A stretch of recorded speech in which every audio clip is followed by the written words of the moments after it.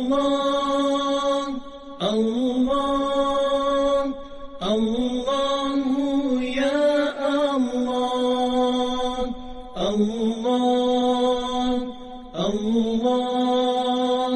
Allahu ya Allah, Allah, Allah, Allahu ya Allah, Allah, Allah,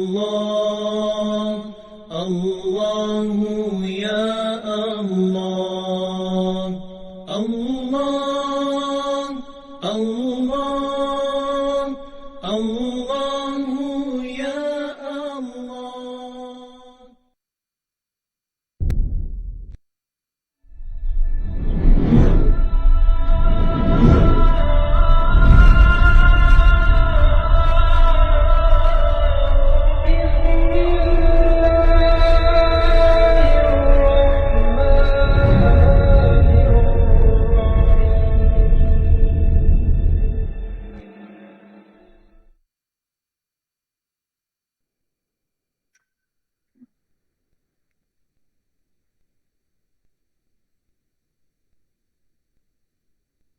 Dia tak ikut saya.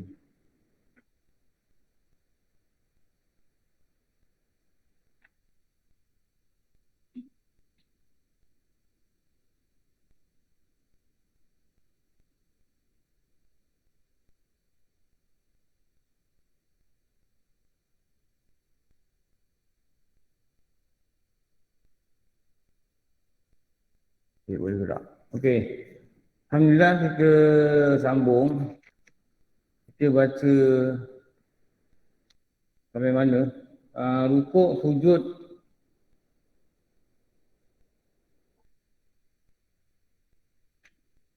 Sujud dah habis. Rukun. Assalamualaikum Ustaz. Rukun ke-8 Ustaz. Duduk antara dua sujud. Duduk antara dua sujud. Okey. Duduk antara dua sujud.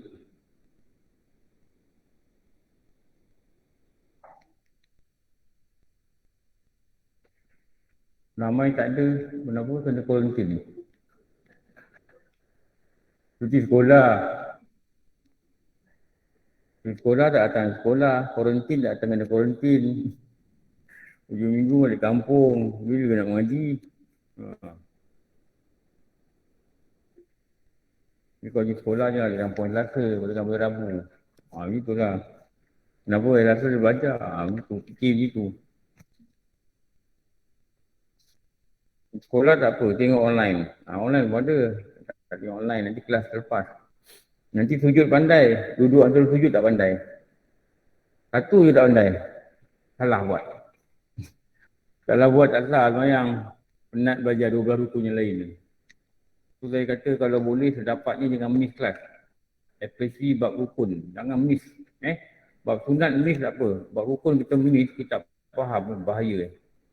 Okey, duduk antara dua sujud. Kalau dalam kitab ni, kita buka ke-8. Muka surat 27. Ke-8. Rukun yang ke-8, duduk antara dua sujud. Dan dinamakan pada rukun itu dengan tumakninah.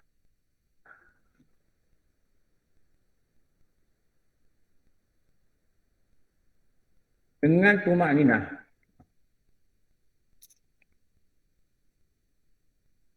Ni. Duduk antara dua sujud dengan tumakninah. Agak kalian di sini. Bila kalian di sini, bila saya susun ayat ni nanti, kita akan boleh faham. Kita akan boleh faham. Ini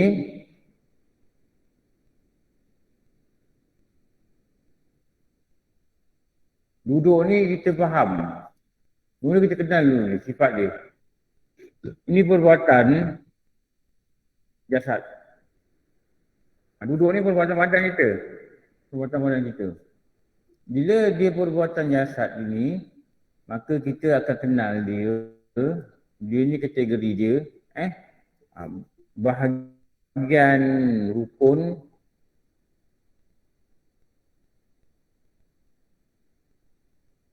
nama dia rukun fi'li. Fi'li ni rukun perbuatan. Fi'il. Itu nama dia fi'il. Itu nama dia fi'il. Lepas tu kita nak kena faham, cara kita nak faham itu adalah macam itulah. Fi'il. Perbuatan. Benda ni diulang. Moga-moga dengan ulang ni dapatlah kita memahami. Fi'il. Fi'li. Jadi kalau banyak kali ulang dia banyak kali faham. Okey.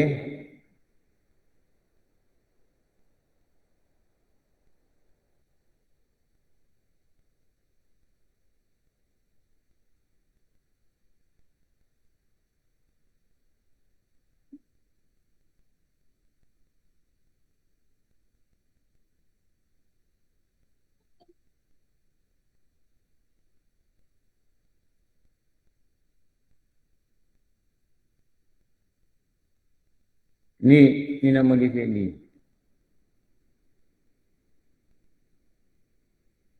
Tumanina ni apa? Dia peranan dia apa? Ni. Kita nak panggil apa ni? Sifat rukun. Ada sifat rukun. Sifat rukun.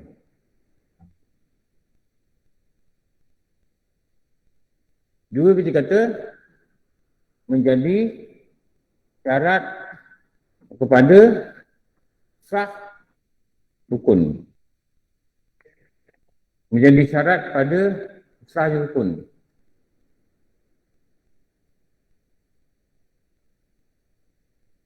Itu nama dia apa? Itu maknanya. Makna tu maknina. Tulis lagi sekali. Kalau sebab kita tulis banyak kali itu menyebabkan kita jadi faham. Betul tak? Kan? Kita tulis banyak kali tu kita faham. Rukun rukuk tulis, rukun iktidal tulis, rukun sujud tulis. Tulis benda sama. Nanti bila kita dah habis rukun, kita tak sebut dah hutan ni dah. Bila kita tulis benda sama, cakap benda sama, dengar banyak kali benda sama, akhirnya dia melekat kat akal kita. Apa? Itu maknanya. Lepas tu bila dah habis belajar semayang, benda ni melekat. Tapi kalau kita tak tulis banyak kali, memang kita dapat. Terutama umur kita dah tua ni, memang otak kita dia tak kuat. Lepas tu orang tua ni banyak lupa. Kenapa? Otak dia dah mula tak berfungsi seperti sebelum ni lah. Tak strong. Macam mana lemah di badan dia, lemah tenaga dia, lemah perjalanan dia, begitu juga lemahnya akal dia. Sebab akal ni pun anggota zahir. Dia yang tak lemah ni apa? Tak lemah ni hati, roh, semangat. Ni tak lemah. Sebab tu kalau orang banyak semayang, dia ada kekuatan roh. Tahu, dia tak guna fizikal lah. Fizikal ni dibawa je fizikal tu. Tapi siapa yang gerakkan dia? Roh dia. Hati dia yang kuat. Sebab tu dia boleh semayang banyak. Dia tak sakit je badan. Sakit. Tapi roh dia kuat. Itu kita nak kena kuatkan roh. Kalau nak badan ni kena kuatkan roh. Habis ni apa ni? Maksud. Tulis lagi. Makninah atau boleh juga panggil tu makninah. Ini yang kita kata tu ya. Diam, tidak bergerak. Diam, tidak bergerak.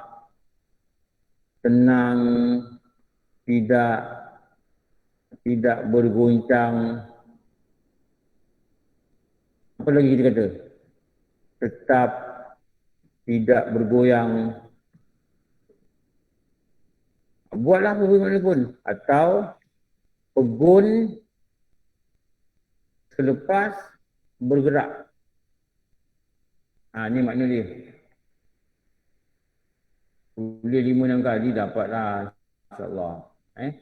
Kalau pada akal yang biasa ni dia boleh dapat sebenarnya. Kalau akalnya biasa lah. Kalau terlampau lembab pun tak boleh juga belajar. Susah sikit. Tapi kena belajar. Kena belajar. Tak ada pilihan. Kalau boleh faham tu, Alhamdulillah. Kenapa?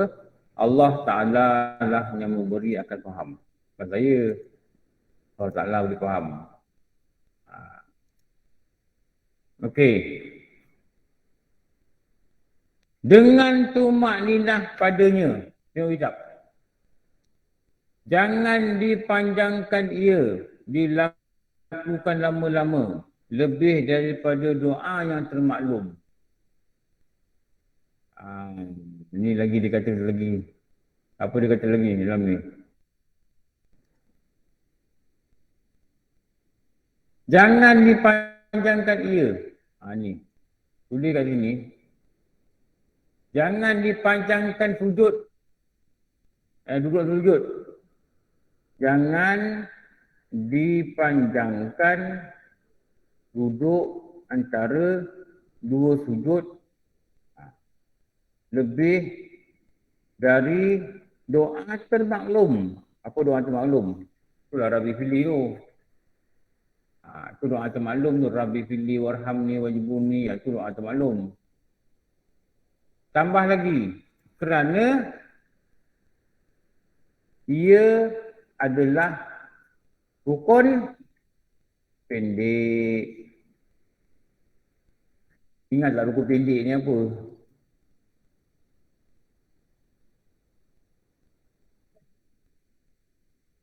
Saya ingat dulu ada orang kat masjid. Abang ni dah tua lah. Tengok umur dia 70 gitulah. Masa saya berpindah kan, dia cakap apa? Dia kata, Haji duduk rumah tu kan. Rumahnya saya buat tu rumah saya lah. Dulu buka manggis banyak tu dia kata. Saya dulu banyak buka manggis. Makcik pendek tu marah saya dia kata. Dia takut saya jatuh. Makcik pendek tu, nenek saya. So, nenek saya ni ada orang panggil nenek pendek. Sebab dia nenek pendek. Orang panggil nenek pendek orang panggil dia. Ni saya punya pendek saya tinggal kat dia ni. Dia kuat wirid qul huwallahu ahad Allahu samad lam yalid wa lam yulad wa lam yakul lahu kufuwan ahad. Dia kuat wirid. Dia kata ayah dia ajarlah. Ayah dia ni Haji Mat Saman. Nama masjid ni dulu tu nama ayah dia. Haji Mat Saman. Moyang saya lah. Moyang. Dia kata kalau mula sakit dia kata, kalau kita ni mula dapat penyakit, yang kita tahu penyakit ni akan buat mati. Macam kita lah, kecil manis. Kecil manis ni selalunya terus dia mati. Kan? Darah tinggi, sakit jantung, buah pinggang, itu penyakit buat mati lah. Bukan kepala semua bukan. Kalau penyakit yang dirasakan memang pada adatnya dia boleh buat mati. Maka ayah dia ajar, waktu tu kita kena mulalah mengharapkan rahmat Allah dan membaca qul huwallah. Selalu baca qul huwallah ahad Allahu samad. Saya selalu dengar sampai di nenek saya terbaring kan. Terbaring macam dah wudu lah, terbaring dah duduk pun payah ni. Dia tasbih dia punya zikir tu tasbih ni dia pegang dia baca qul huwallah ahad. Saya dengar mulut dia baca qul huwallah. Tu dia memang dia kuat zikir pada kalimah qul huwallah ni dia kuat zikir. So dia kata ni ayah dia ajar itu. Ayah dia guru lah. Jangan lebih daripada rukun pendek. Ni kita nak kena faham. Faham dekat mana ni pembahagian ni. Dekat sini. Dia lagi satu yang kuat zikir qul huwallah ni Tok Kenali. Tok Kenali orang kenal lah. Rukun fi'li di penerangan dia ni. Rukun fi'li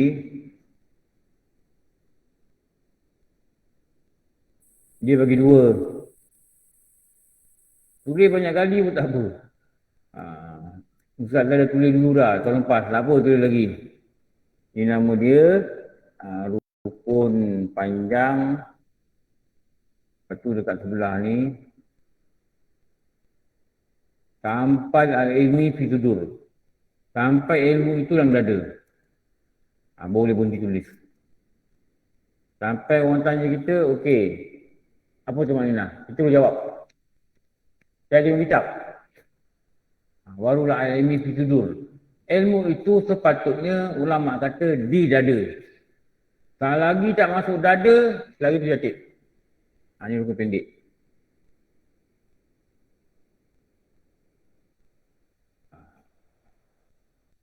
Tapi kita tahu rukun panjang ada berapa? Rukun pendek ada berapa? Rukun panjang ada berapa? Ah, 5. Hari ni pergi tidur, dia tak tengok kitab lah. Dia sebut. Kalau bukan tak ada, tu cari tu. Rukun pendek tak ada pula dalam ni. Tak lupa. Cari pun tak jumpa. Cari yang dada lagi tak ada. Sebab mungkin tak kerap belajar. Tak kerap dengar. Kalau kerap dengar, benda ni dah tak ada benda dah. Satu, apa? Berdiri betul. 2, rukuk dengan tumak ninah. Saya buat BP. Semalak tak apa jangan.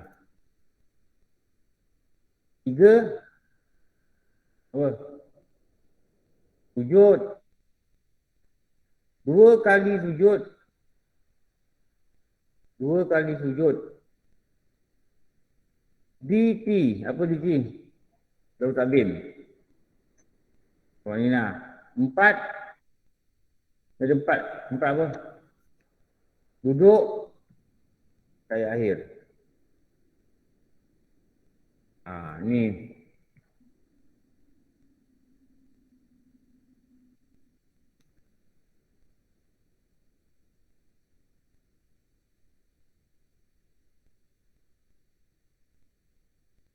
Duduk saya akhir. Ni 4. Ni 4 Ni 4. Buku pendek dia berapa? Ada 2. Ni 2 je ni. Ni 2. Satu apa? Iktidal. Iktidal. 2, duduk antara 2 sujud. Ni kita belajar ni. Ni 2.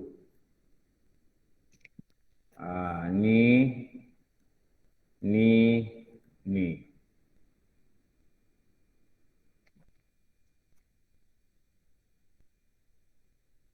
Jadi dekat sini lah dia menerangkan. Ni terangkan ni.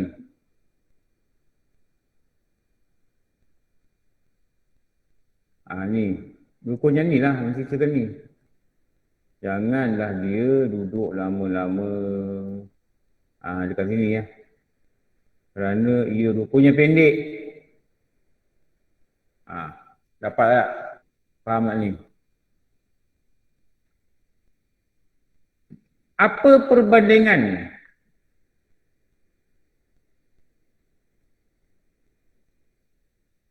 Apa perbandingan?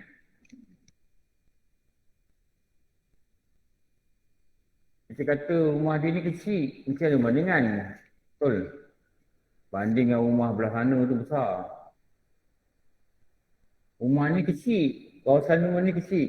Rumah dia kecil-kecil. Rumah baru belah sana lagi besar. Mana ada perbandingan lah. Jadi ada mesti ada perbandingan ni. Pendek-pendek ni, yang pendek ni. Jadi yang 2 ni, ni 2 ni, dia dekat sini ya. Dia dekat sini. Bandingan.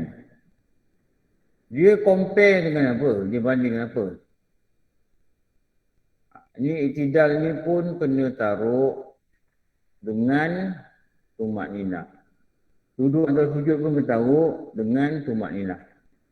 Buat itulah. Jadi kita tidak melupakan tumak ninah. Itu.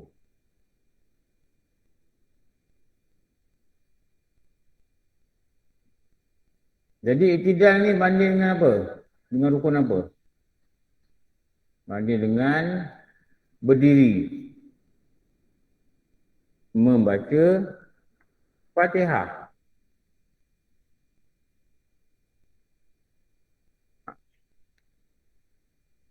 Kat sini nak kata apa ni? Tidak boleh lebih lama. Ni. Ni. Tiada boleh lebih lama. Atau batal solatnya. Tiada tidak boleh lebih lama. Atau batal solatnya. Kalau dia iktidal, lebih lama daripada tempoh orang baca Fatihah kadar sederhana, maka batallah solat dia. Maka batallah solat dia. Kenapa solat dia batal? Memanjangkan rukun yang pendek. Faham ya perkataan ni? Memanjangkan rukun yang pendek. Tak jelas tak? Ha? Berapa lama ni? Lebih kurang? Lebih kurang 30 saat. Ambil 30 tak apalah. Tu baca Fatihah perlahan. Baca tengok jam. Lebih kurang 25 ke 30 saat lah.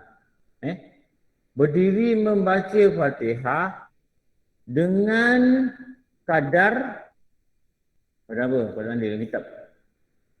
Kadar apa? Sederhana. Sederhana. Ni perkataan ni tahu ni. Sederhana. Kalau angkat takbir, ini panggil apa? Ini panggil apa ni? Renggang yang sederhana. Renggang yang sederhana. Renggang yang sederhana. Nampak tak kamera ni ikut saya? Saya tunjuk.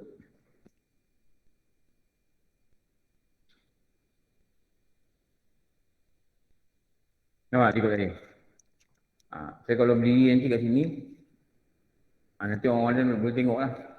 Tu je pakai kamera ni. Okey.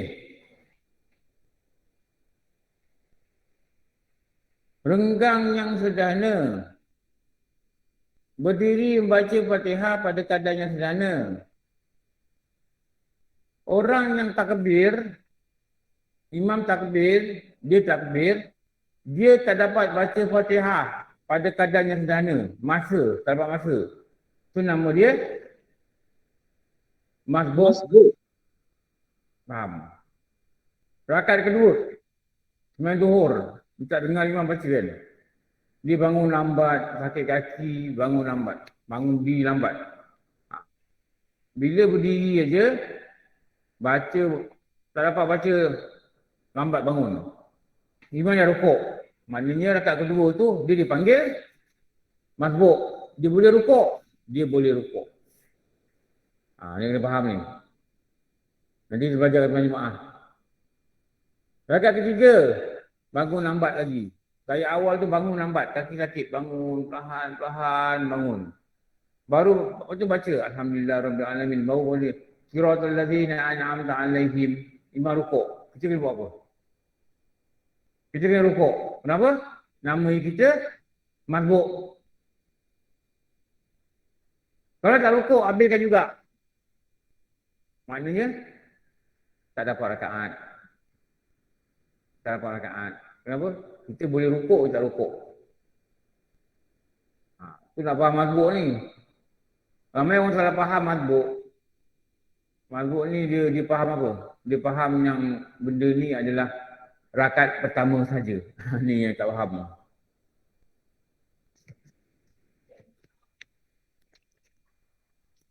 Tambah rakaat.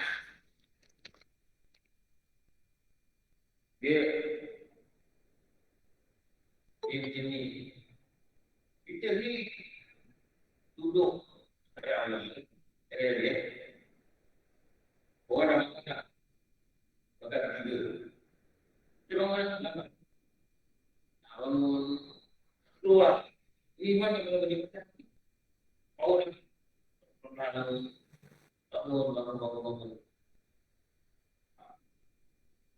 di bawah ini. Imam kasih pengetahuan itu masih berarti berarti betul-betul surah nantinya itu tak ada waktu kalau bangun. Jadi waktu itu kita mau tepung. Kalau hati ini dia Imam bangun waktu itu baru tepung itu dikabarkan. Tidak bersama imam seperti itu masuk itu boleh. Ini orang kata.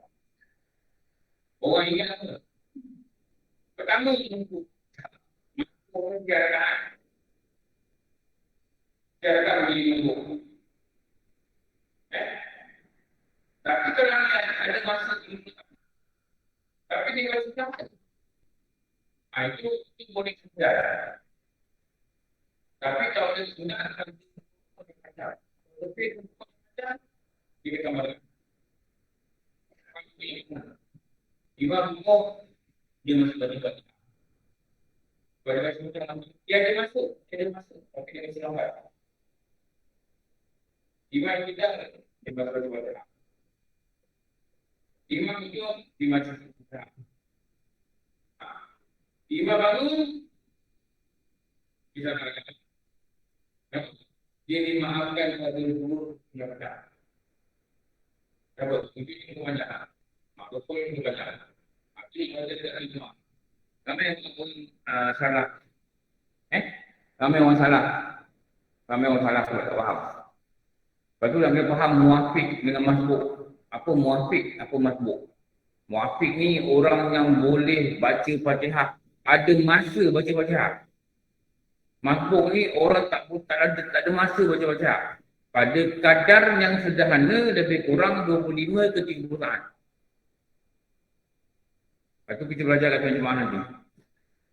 Saya nampak ramai ibu yang tak faham jemaah ni. Bertahun-tahun jemaah. Ni pun terawih pun datang.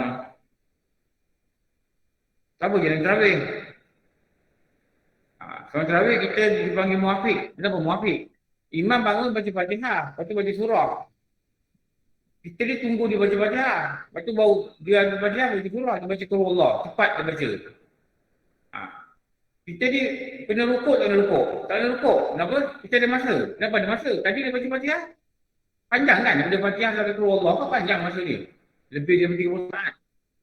Jadi kita nak ambilkan Fatihah, mesti ambilkan Fatihah. Kalau rukuk, tak rukuk. Kenapa? Kita nama kita muafiq, bukan masbuk.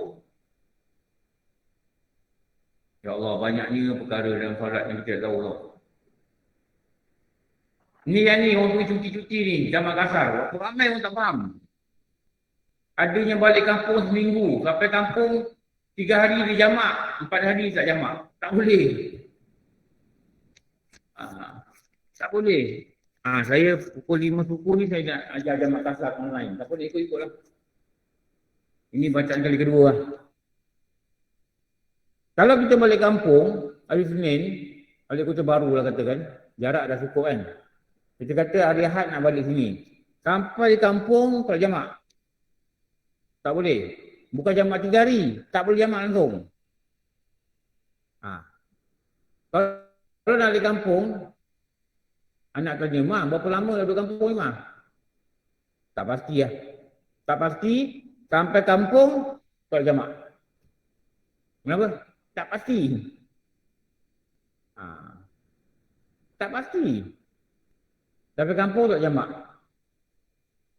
"Mak, berapa hari Mak nak balik kampung ni, Mak? Pergi sekolah."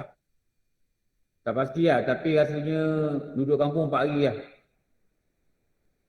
Maknanya duduk kampung 4 hari, maknanya hari ni, Senin, Selasa, Rabu, Khamis, Jumaat balik. Termasuk hari balik lah 4 hari. Tak pasti, tapi 4 hari kot. Berarti ada 4 hari. Sampai kampung boleh jamak. Kata sampai kampung hari Senin. Mak kata kau balik Kuala Lumpur bila? Kau balik kampung Medan bila? Hari Jumaat. Sekejap kan? Kalau kau tak balik 2 tahun COVID. Duduk dah lama sikit. Kampung, tolong maknya, ke bendang. Tengok pacat pun geli nak pergi bendang. Tolong duduk mak kampung ni, teman mak ni. Bapak engkau sejak nikah lain jarang balik rumah. Bapak engkau bercerita kan ni. Engkau duduk sini teman mak. Kita fikir cuti pun ada sampai Rabu kan. Cuti pun sampai hari Rabu. Bincang-bincang dengan Omar pun cuti. Okeylah, kita balik Ahad. Dia kata balik Ahad je, asalnya nak balik hari Jumaat. Boleh jamak.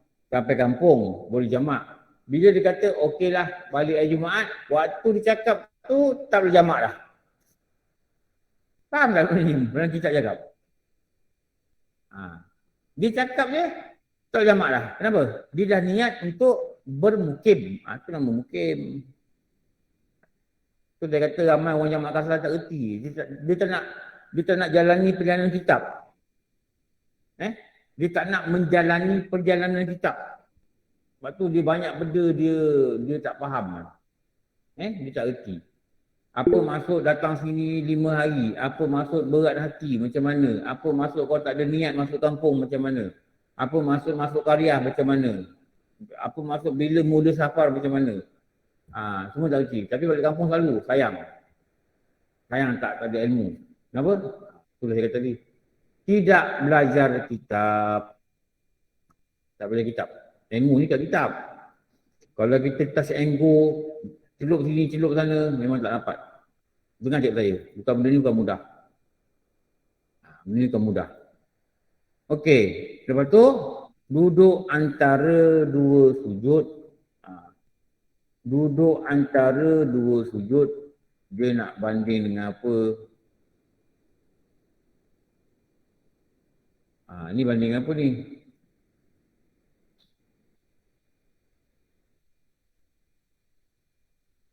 Ni banding dengan duduk baca tayat akhir. Ni duduk baca tahiyat akhir.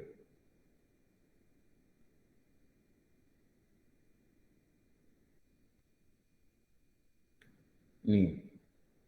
Ini pun rupa ni. Kalau orang baca tahiyat akhir, lebih kuranglah 20 saat ke 20 saat ke, kadar sederhana, dan dia masih lagi duduk antara sujud, tempoh dia duduk tu, maka batallah sembahyang dia. Tidak boleh lebih lama atau batal solatnya. Kerana memanjangkan rukun yang pendek. Buatlah sebab dia. Jadi kita faham. Kerana memanjangkan rukun yang pendek.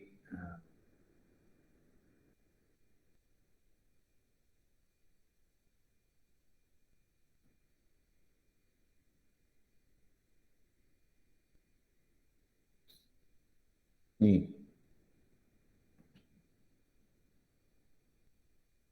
Sama yang juga dengan keadaan yang bawah ni. Sama juga dengan ni.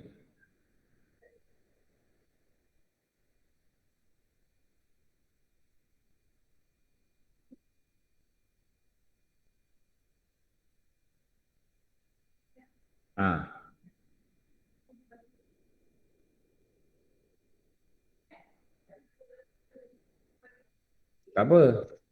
Tak apa. Sebab bandingan tu bukan dengan sujud. Ada orang sebenarnya jemaah sujud dia lama. Kau tengok tak? Sujud terakhir dia lama. Kalau imam dah baca tahiyat, imam dah baca selawat, dia masih kat situ, sebenarnya batal. Lepas tu tak boleh dah lama. Dan jemaah ni imam bangun, kita bangun. Imam duduk, kita duduk. Kadang-kadang orang sembahyang hajat, nampak orang sembahyang hajat. Sujud terakhir ni memang imam tu lama sujud. Kita pun sujud lah. Imam tu bangun, imam tu dah baca tahiyat, imam tu dah baca selawat atas Nabi, dia masih sujud, sembahyang batal. Kenapa? Dua rukun. Itu diiktibarkan pada dua rukun tu. Lepas tu dia dalam fiqah ni dia ada kias, dia ada iktibar. Dia ada apa? Dia panggil apa? Auliah. Auliah apa dia panggil? Auliah kiasah dia panggil. Auliah kiasah ni macam mana Macam ni, dalam Quran kata, jangan kata pin kan? Jangan kata pada mak kita. Berusaha lah. Mak kata baliklah kampung. Tu pun berusaha. Dahsyatnya mak bapak ni. Maknanya kalau pun tak boleh, kalau jerit, lempang, tolak mak bapak, boleh ke? Tapi dalam Quran tak cakap, jangan bunuh mak bapak, jangan tolak mak bapak kamu. Tak cakap. Dia kata, pin kan, ayat Quran tu kan. Jadi kias pada pin ni lah. Lebih dari pin tak boleh buat. Jadi, Nabi kata, kalau tertidur, terlupa, kena qada solat. Jadi kias dia, kalau sengaja, lagi kena qada solat. Orang kata tak ada hadis sengaja. Memang tak ada hadis. Itu auliah kiasah tu. Itu kias tu. Kias tu. Kalau kita kata, kalau lempang mak tak apa. Kenapa? Quran tak kata lempang tak boleh. Quran kata, tak boleh. Gunalah ni sikit. Betul tak? Ini peranan benda dalam kepala otak ni. Saya kalau ada ustaz kata tak wajib qada, saya bagi contoh ni. Sebab guru bagi contoh ni. Itu nama kias. Kan semua hukum ada 4. Ada kita belajar dekat sekolah menengah kan. Quran, hadis, ijma', kias. Itu nama kias. Tak gunakan. Orang yang malas qada, seronoklah dia. Saya qada, tak ada hadis kata. Engkau pergi centing mak engkau. Kenapa? Tak ada Quran kata tak boleh, tak ada hadis. Pukul mak bapak. Tak apa, tak ada hadis, tak ada Quran. Boleh kata gitu? Tak boleh. Sebab kias dia pada upin. Cakap, tak boleh. Kalau kecil-kecil bertahan lah. Mak kata pergi kedai. Tu kecil-kecil bertahan lagi. Dah tua cakap gitu. Mak kata engkau ni jagalah diri sikit. Cakap dengan suami kita. Kita lelaki. Berhentilah dah rokok tu. Itu dah dosa besar dah. Cukup lah. Habis kau melawan, tak apa. Tak apa? Dan dalam Quran kata tak ada melawan. Betul? Tak boleh juga. Tak boleh. Ni kadang-kadang jadi salah faham. Bukan salah faham. Kita tak nak cuba faham apa ulama cakap. Bapak tak faham lah. Kita ikut nafsu lah. Nafsu kata tak payah qada. Allah itu maha menerima taubat. Itu salah. Betul Allah yang bertaubat. Tapi mesti taubat dengan cara betul. Okey. Tu.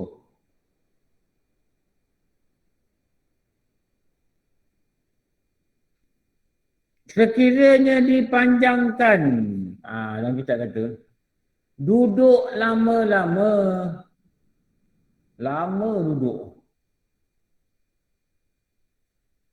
Sengaja. Sengaja macam ni contoh sengaja. Duduklah baca Rabbi fili warhamni. Dia macam dia doa tau. Dia doa masa luar semayang kan. Wajburni ya Allah, wajburni. Lama ni kau. Warfa'ni ya Allah. Ulang lagi tu. Warfa'ni, warfa'ni, warfa'ni, warzuqni ya Allah. Lama ni. Lebih daripada masa. Kalau orang baca tahiyat, tahiyat ni maknanya at-tahiyah sampai Muhammad Rasulullah. Itu tahiyat. Selawat lain. Orang baca tahiyat sebelah dia, kalau kita contohkan, orang baca tahiyat sebelah dia tak habis lagi duduk. Antara dua sujud. Batal semayang. Kenapa? Memendekkan rukunnya panjang. Sengaja. Kalau tak sengaja, tak sengaja macam mana? Kita tak sengaja. Dia bangun Rabi Fili, nak balik kampung ke tidak? Balik kampung ke tidak? Besok Selasa, Ustaz kontak rapat kot. Tak datang. Aku tak cakap pun kontak rapat. Memang tak ada berkontak rapat lah. Tapi dia dah buat andaian lah. Sekarang ni ramai yang kontak rapat. Ni semayang ni. Ustaz tak datang kot. Boleh lah lepas subuh balik kampung lah. Dalam WhatsApp pun Ustaz tak cakap dia datang. Selama ni tak cakap juga datang.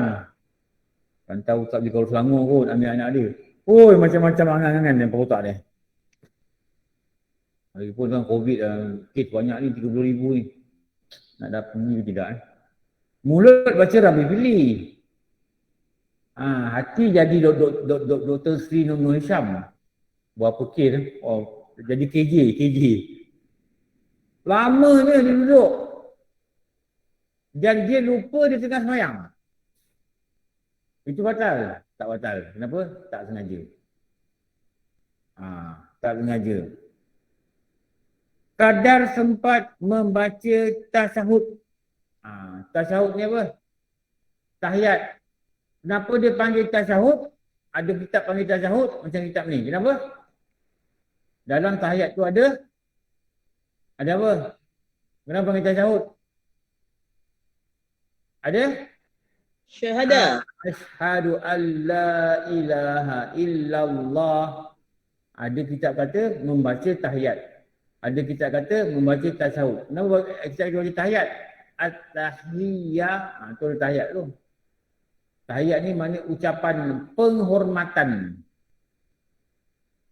Ucapan penghormatan bertiga. Ucapan penghormatan dan kemuliaan bertiga. Satu pada Allah.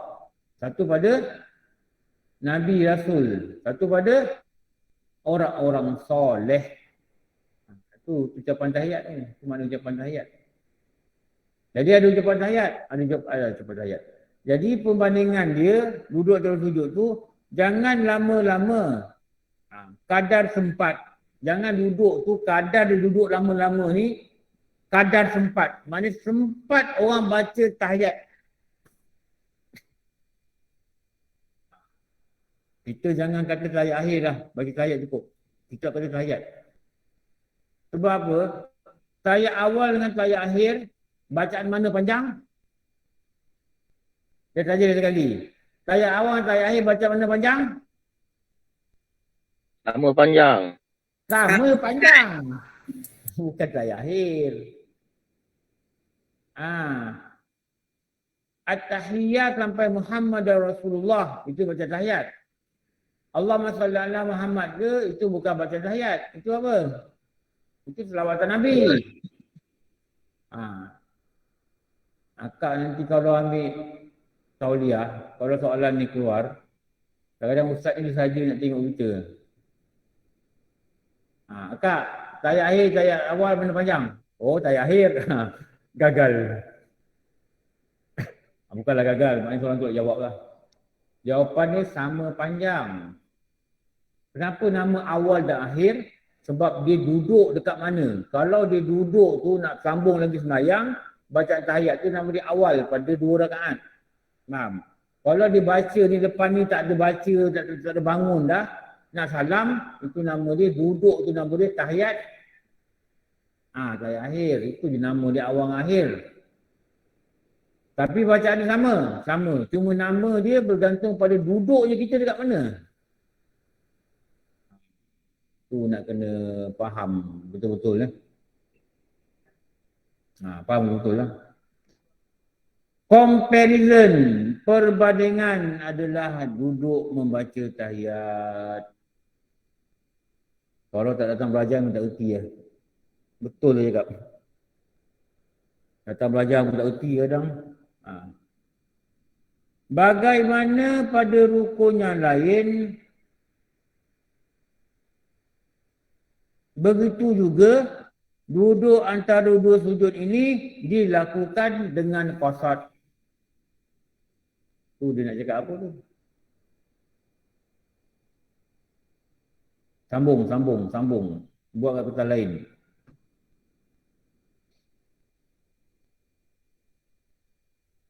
Maka kalau ada laptop lagi bagus lah. Semua orang bawa laptop. Wah, macam university je. Macam orang belajar overseas je. Tengok je orang masuk. Ni kelas apa ni? Semua pakai laptop. Wah, lagi best. Katil dekat laptop. Saya lukis ni, lukis. Pakai PowerPoint. Tuk. Nah, balik print. Print, simpan dalam file. Ke laptop. Kalau di laptop lah. Yang ke handphone. Handphone tak boleh buat dari rajah ni. Mungkin boleh lah, tapi saya tak pandai. Buat beli laptop. Laptop. Tu duit EPF banyak-banyak tu nak buat apa? EPF banyak kan? Dah habis? Boleh. Dah, tak ada. Tak ada EPF. Ada makcik tu kata EPF lah Ustaz. EPF. Bukan EPF. EPF. Bantai dia EPF pun tak apa dia. Beli laptop. Beli yang 2,000 pun dah okey lah. 1,000 lebih pun okey. Kalau nak type ni okey. Saya ada tengok dulu dekat masjid Ikhwaniah tu ada. Dia ni dulu suruh masjid. Dia kalau datang dia bawa laptop. Duduk depan. Lepas tu kalau dah pukul 10 tu dia akan ambil ni, nota ni, dia akan masuk dalam WhatsApp. Dia copy kat WhatsApp, dia edarkan dekat surau. Apa grup masjid lah. Nanti grup masjid baca lah. Kuliah hari ini gini. Dia masuk ayat Quran apa dia masuk. Dia repair, dia edar. Lepas tu kadang-kadang sampai kat saya pun sampai. Apa yang saya cakap tu, ada nota. Siapa buat ni? Dia buat. Nama Sazali lah. Abang ni nama Sazali. Satu usaha yang baik tau. Nota ni akan berjalan. Betul. Kita mati, nota ni berjalan. Nota ni berjalan. Nota ni berjalan, dia jadi apa kat kita? Jadi pahala lah. Jariah lah, jariah. Kebaikan tu dia berjalan. Tu bagus tu, kita sebar nota. Jangan sebar nota-nota yang tak baik lah. Jangan sebar pengumuman-pengumuman yang tak ada manfaat. Pertandingan menyanyi 60-an. Kita pun sebar kat orang. Jom. Jom. Nanti kau tahu dosa kau dapat apa. Sebenarnya yang sebar. Jangan tantang. Okey. Ini. Mesti duduk dengan kasat. Mesti duduk dengan kasat. Duduk. Lagi sekali, memahirkan diri kita dalam berdoain. Tulis lagi sekali sampai muntah. Apa makna qasad? Menyengajakan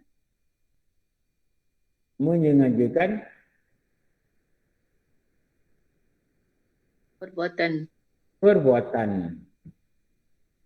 Bila kita dah belajar, kita dapatlah. Dulu tak belajar, tak dapat. Lepas tu belajar sekali, 2 kali, tak ingat. Kali ketiga, keempat, dah faham. Kelima, keenam, dah masuk dalam dada. Itulah cara belajar. Al-ilmi fi sudur. Bila dalam dada, insyaAllah, dia payah nak hilang. Kalau kat kejakitan, dia tak dapat ingat lagi. Elok kita simpan ilmu ni kat dada. Itu orang tua dulu kata, ilmu di dada. Ni.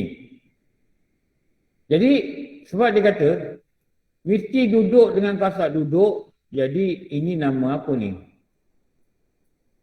Ini nama apa?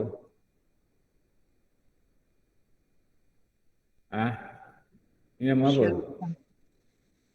Syarat sah.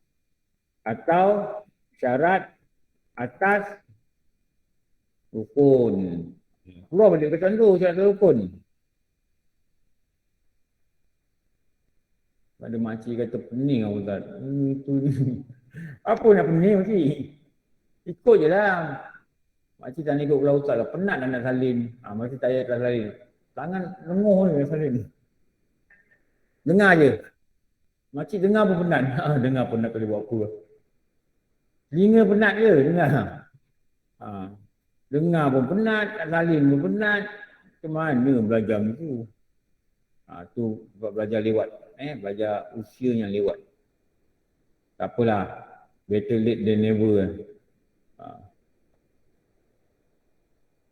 So dia kata kan, kalau umur akak dah 58 tahun ni maknanya kalender Islam dah 60. Tahu?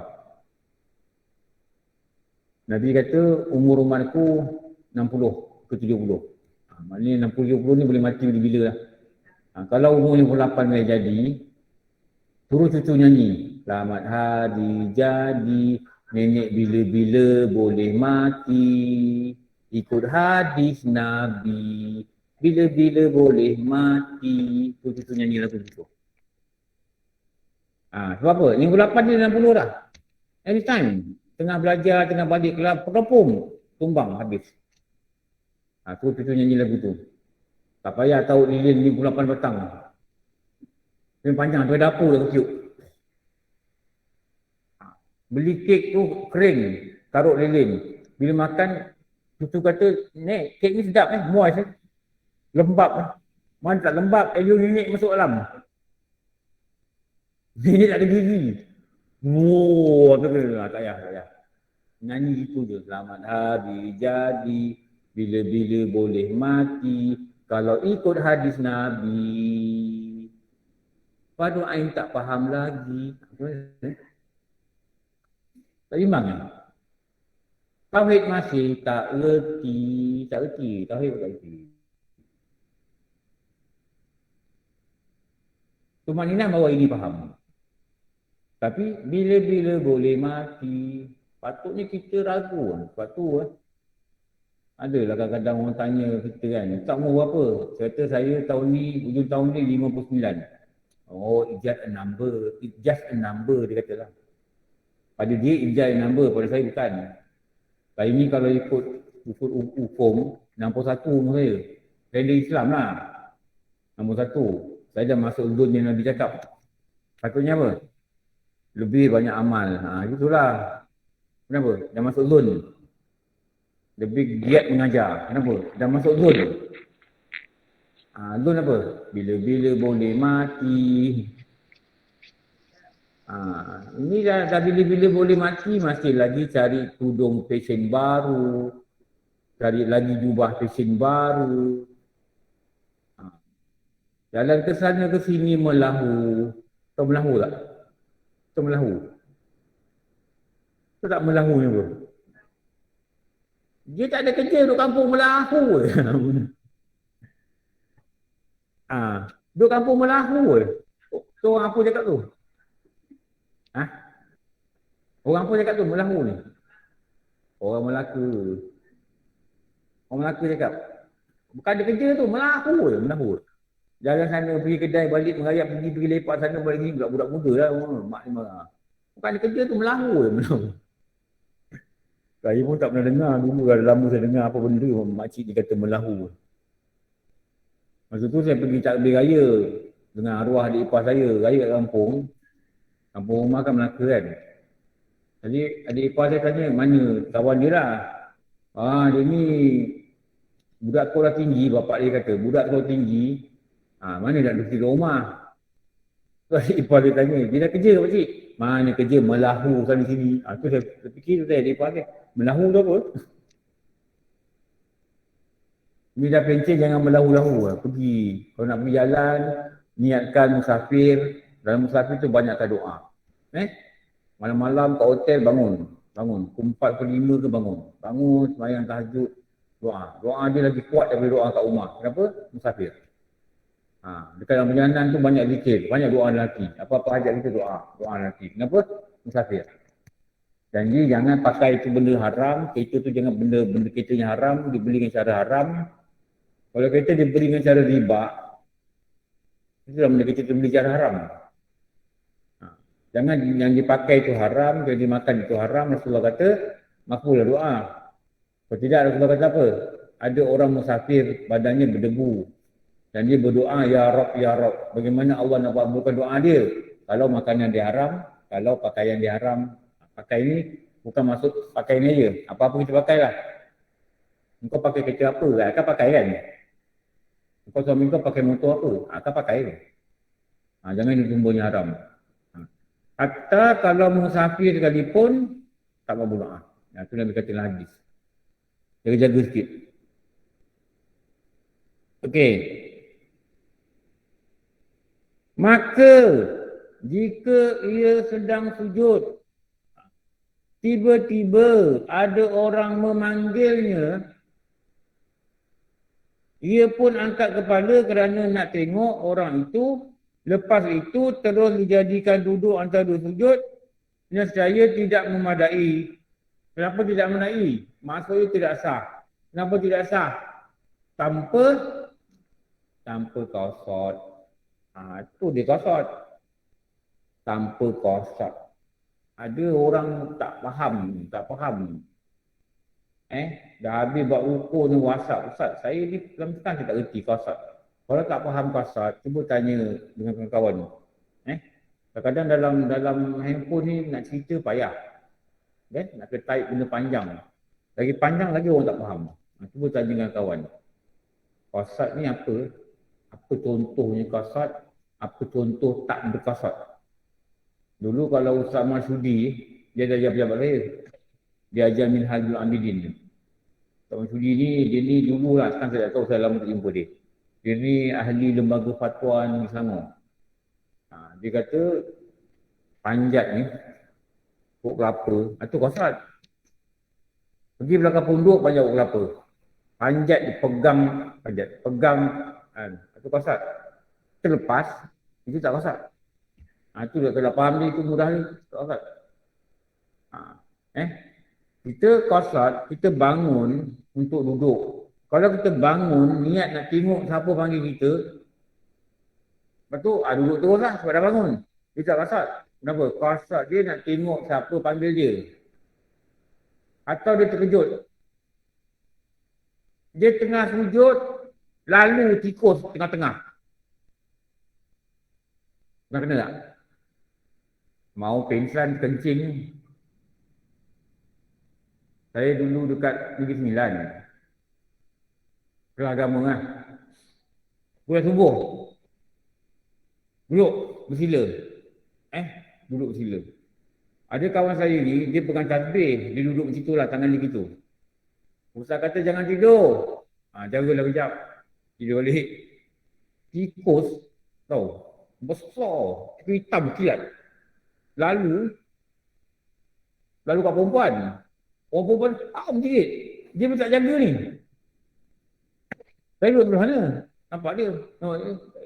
Kan tikus tu naik atas peha dia. Lepas tu naik kat tangan dia, baru dia jaga. Dia jaga tengok, tikus tengok sini. Melambung tikus tu. Ini dia tak lupa lah. Melambung tikus tu. Dia tikus tu lalu atas peha dia, sampai kat tangan dia, dia dah terasa berjaga dia. Tolak gitu. Tikus tu ni berebak. Orang perempuan terjerit macam nak pingsan lah. Perempuan kat belakang, dekat kan, kat surau kan. Ustaz kata, kau tidur lagi. Budak tu nak tidur pun. Lepas tu buat jaga. Buat hilang bentuk. Tikus ni memang boleh jadi hysteria. Kalau sini tikus keluar, dia lalu. Aku tahu lah orang langgar ni dengan aku langgar ni. Memang tukang langgang ni. Okey. Jadi kalau dia terkejut, tikus lalu. Dia terkejut. Dia terkejut, dia dah tegak. Dia pun terus jadikan duduk antara sujud. Sah? Tak sah. Kenapa? Tanpa itu bukan qasad tu. Dia terkejut, bukan qasad. Terkejut dia bukan sengaja. Bukan sengaja. Jadi mesti bangun ni dengan sengaja. Memang bangun ni nak duduk antara dua sujud. Itu nama dia dengan qasad. Tu nak kena faham. Nescaya tidak memadai. Jadi nak buat apa ni kau terkejut ni? Hendaklah dia kembali sujud semula. Kemudian baru duduk untuk itu. Untuk itu apa? Baru duduk untuk duduk antara dua sujud. Itu maksud itu. Itu iktibar kitab ni kena ambil satu-satu perkataan dia. Dia pendek tapi dia di huraian ni panjang. Tengok kita cerita duduk antara sujud pun sejam tau. Dekat sejam lah. Bukan sekejap nak belajar semayang ni. Belajar puas semayang. Belajar benda lain sama. Dia nak kena kepahaman yang betul yang mendalam. Okey. Nanti kita nak habiskan sikit lagi. Syarat atas rukun. Saya rasa ada 3, saya lupa ni. Ni syarat atas rukun bagi duduk antara 2 sujud. So, ada lagi untuk ikut. Sekejap kita buka file lain.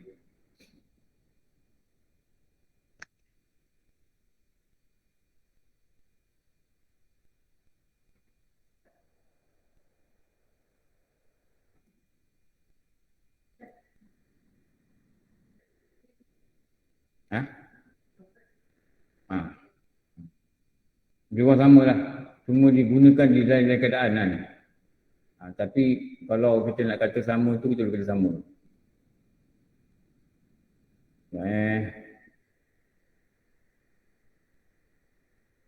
Rawat sebelum ni lah. Ni rukun solat berapa ni? 8. 10, 9,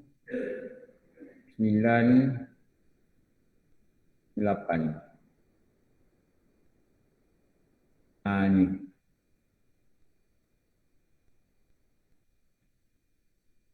Ni cara penerangan yang lain pula.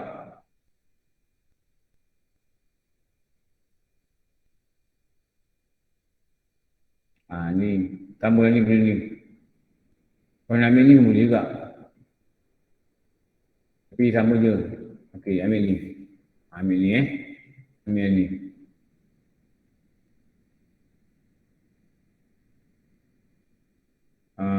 Muat ke ni?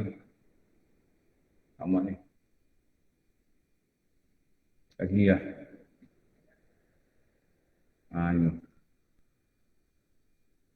Okey. Ni lah. Syarat duduk antara 2 sujud ada 4. 4 perkara. Bahawa ada ia ni duduk antara sujud. Kemudian macam apa? Selepas sah duduk antara 2 sujud. Jika dia buat selepas daripada sempurna sujud. Apa maksud sempurna sujud? Dekat sini. Ni dia. Ni. Dia mestilah melaksanakan 8 syarat. Ni. Suatu sujud. Melaksanakan 8 syarat semasa sujud. Dia dah buat 8 syarat sujud itu, barulah dia boleh bangun duduk antara sujud, barulah dia katakan sempurnalah dia punya sujud. Bila dah buat 8 ni, barulah dia boleh bangun.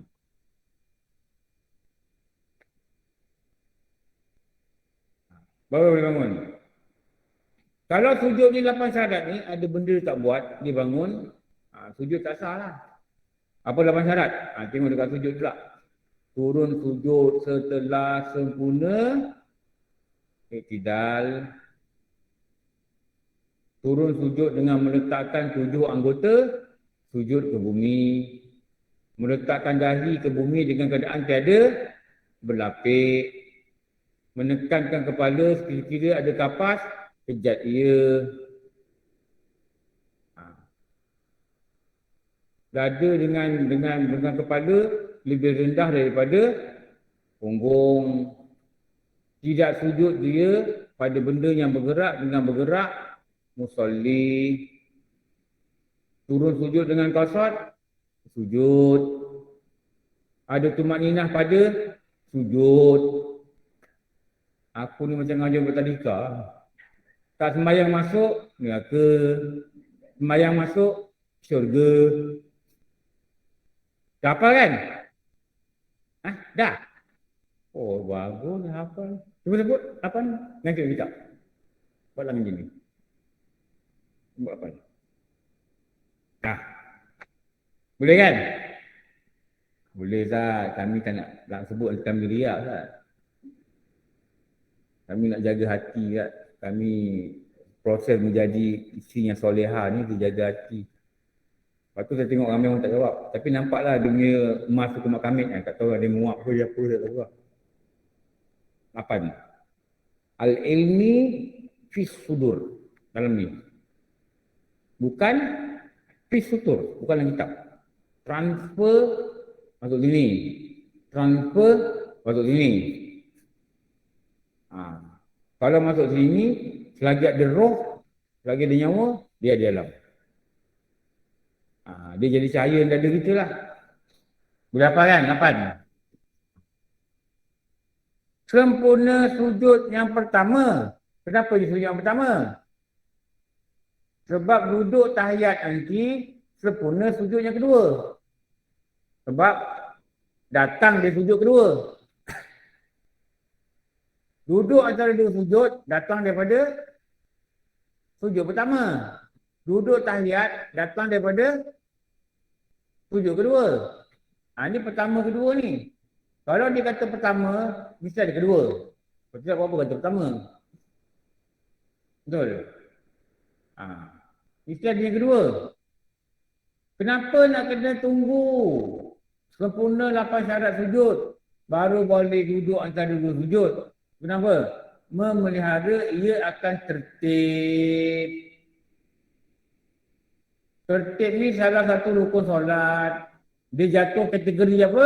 Rukun qalbi. Okey. Apa tak ada tertib?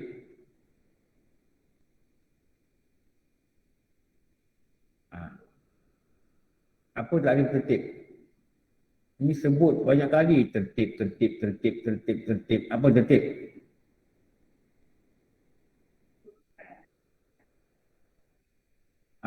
Mendahulukan yang dahulu. Kemudiankan yang kemudian. Mendahulukan seperti apa dia? Susunan. Ini tak ada tertib. Mendahulukan seperti susunan.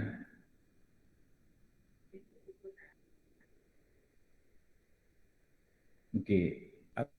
Akak tulis ni, akak pegang. Abang tulis ni, abang pegang sampai mati. Apa makna tertib? Mendahulukan seperti susunan. Susunan macam mana? Susunan dia, kalau nak sujud, nak duduk antara sujud, mesti sujud dulu. Jadi mendahulukan sujud dulu. Seperti susunan. Susunan macam mana? Lepas sujud, baru duduk antara sujud. Faham? Kalau sujud tak sah, duduk antara sujud tak sah. Kenapa? Dia langgar peraturan tertib. Apa makna sujud sah? Dia mesti buat 8 syarat sujud. Okey. Faham ke pening? Ni dah baru punya cakapak ni. Takkan ni pun pening kak. Bukan susah sangat ni. Senang ni. Dah cakap banyak kali pun ni. Benda ni pun sama cakap banyak kan. Bagi mantap. Mantap pada ilmu. Mantap pada amal. Baru jadi amal soleh. Ini pun tak faham. Habis selama ni duduk sujud, mana tahu duduk sujud sah. Sah lah, tak mana tahu. Saya ikut syarat. Apa syarat? Macam mana awak tahu sujud awak sah? Kalau orang tanya kita, mana awak tahu sujud awak sah? Awak sebenarnya 20 tahun. Awak sebenarnya dah 50 tahun. Daripada umur 10 tahun, sekarang umur 60. Mana awak tahu sujud awak sah? Saya ikut syarat. Ustaz, saya ikut syarat. Apa syarat dia? 1, 2, 3, 4, 5, 6, 7, 8. Okey. Apa soalan kita tanya? Asah, asah. Boleh sah. Mana waktu dia awak sah? Sah lah kot. Kot. Boleh kot. Boleh kot. Sah lah kot. Mana tahu? Sah lah. Tengok orang yang sujud sama dengan saya. Ya ke? Gitu ke? Itu penilaian kita. Bukan. Penilaian kita pada sandaran ilmu. Pada sandaran ilmu. Ada ilmu, ilmu tu yang mengesahkan.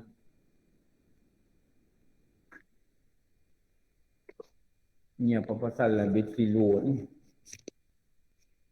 Tak pasal.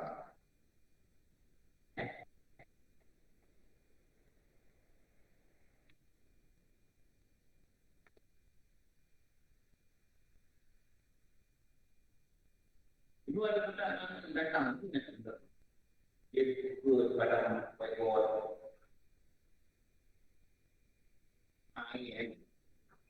Ambil kan?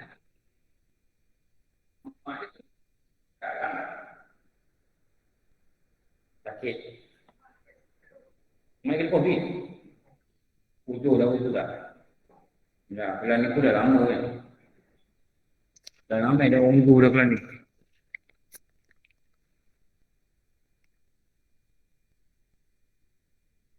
Orang sihat ni belajar lah. Kita besok kita buat uzur. Dia tanya mana akak ni? Oh yang duduk depan tu? Ada uzur dah. Yang mana? Oh dah uzur dah. Lepas tu tanya lagi dah meninggal Ustaz. Tak sempat belajar 13 rukun. Nombor 10 je dapat. Minta sihat ni datang. Sihat tak sihat, umur panjang tak panjang, berapa umur mati tu urusan kita. Okey. Nanti sambung nombor 2. Sambung kat sini.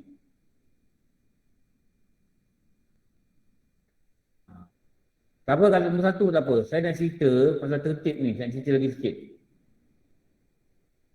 Ini kita berhenti kat sini lah 1 bulan 3. Sekejap dah bulan 3 ni.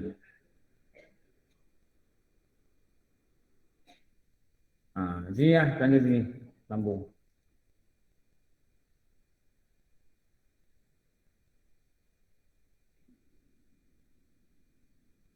Okey, kita baca tauhid sekejap.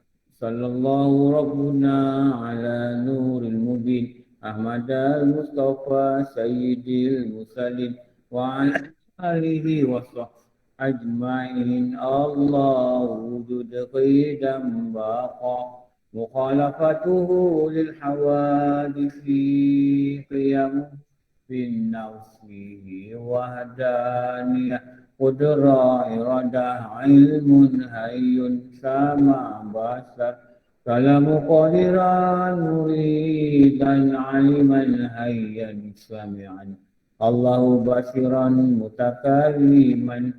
Ini ada online nak tanya ni. Tanya? Siapa nak tanya ni? Haji Adam?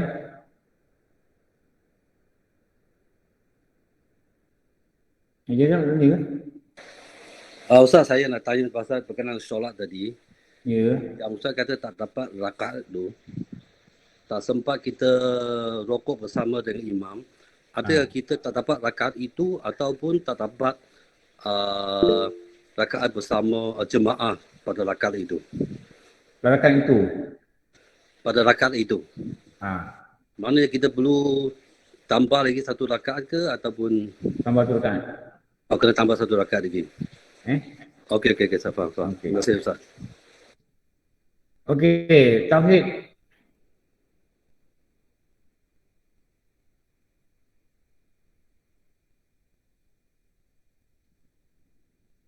Nombor apa?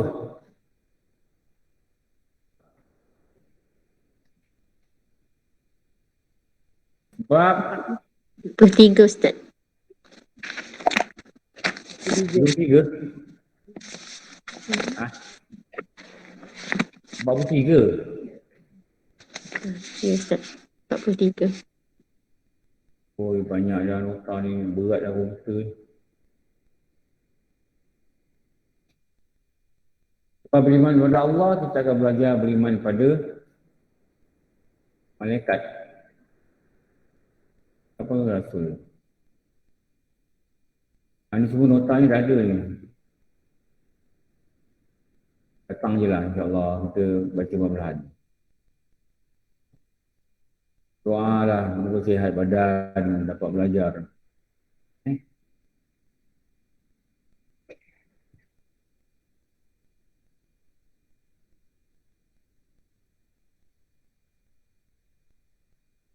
Nombor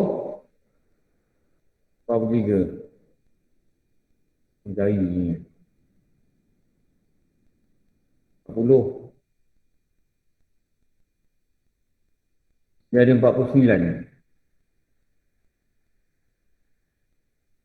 43. Zat ni. Betul 43.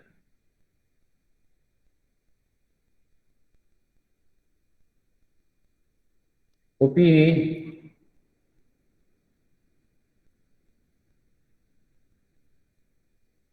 Zat ni. Buat nombor 43. Online tak dapat slide Ustaz. Satu buat tajuk dia. Beriman kepada Allah. Ni. Lepas tu buat lagi. Wajiblah dia beriktikad.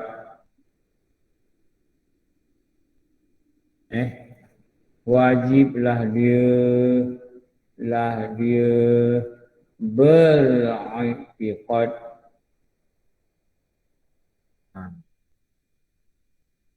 Tiga apa? Ini tadi. Nombor 43. Ustaz, online tak nampak slide. Kejap. Nombor 43.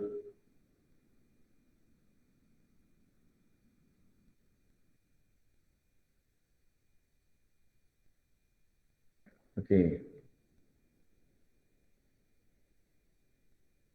Zat Allah yang mulia, diketahui keadaan Allah itu dengan dalil akal dan dalil nakal. Okey. Diketahui keadaan ini keadaan apa? Apa yang kita tahu? Bukan diri zat Allah ini macam mana rupa, tinggi, gemuk ke apa, bukan tu. Yang kita tahu ni keadaan dia maksudnya apa? Apa yang kita tahu keadaan dia ni? Kita ketahui dengan mengetahui akan sifat dia. Ini sifat. Ini sifat dia lah. Macam mana sifat wujud dia, macam mana sifat baqa dia, macam mana sifat kekal dia. Ini melalui sifat dan perbandingan dengan makhluk.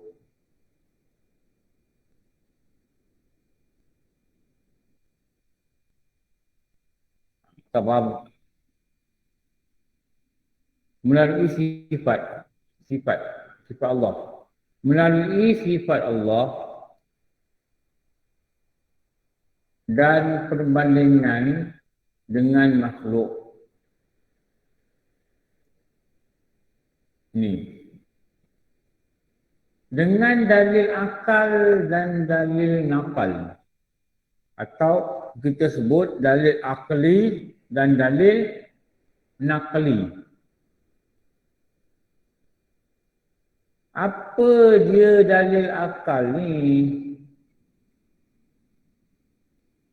Apa dia dalil nakal ni? Nakal ni dalil apa? Dalil ni maksud apa? Quran dan hadis. Dalil, petang dalil ni maksud apa? Bukti.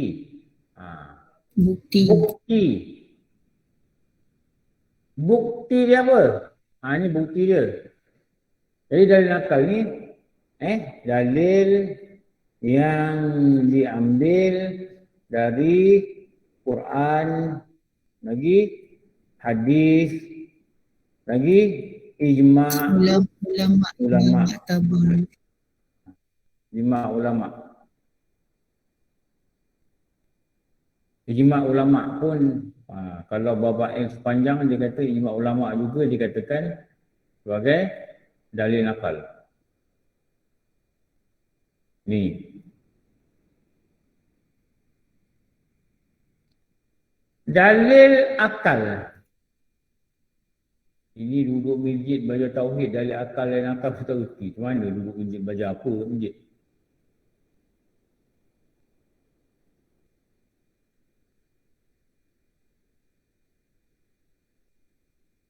Apa dalil akal? Dalil yang berlandaskan akal, Ustaz. Mau senang jawab. Dalil yang berlandaskan, dalil yang diambil berlandaskan, aku diambil daripada apa? Apa kata dia? Nazar. Nazar. Nazar apa? Pemerhatian. Akal nurani. Itu dia dalil itu. Pemerhatian. Macam kita kata Allah Esa. Allah Tunggal.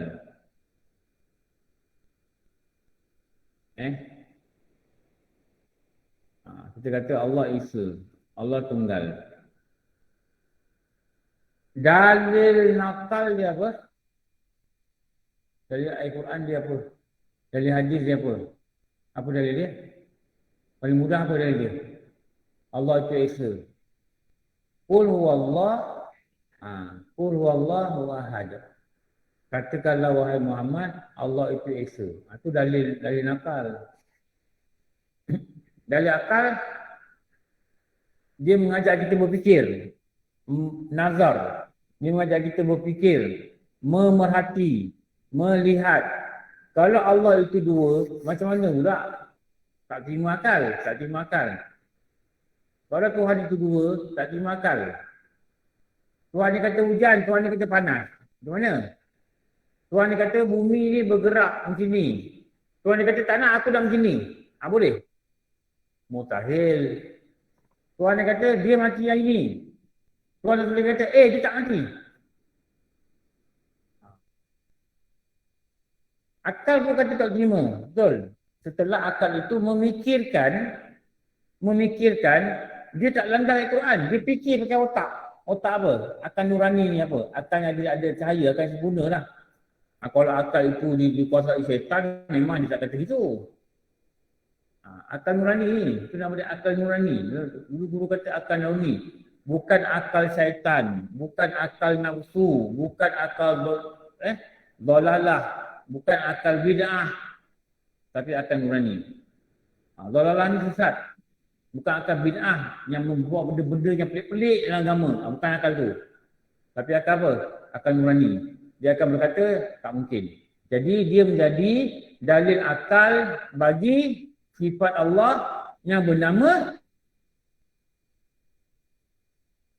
tak mungkin Allah ni dua, dia kata.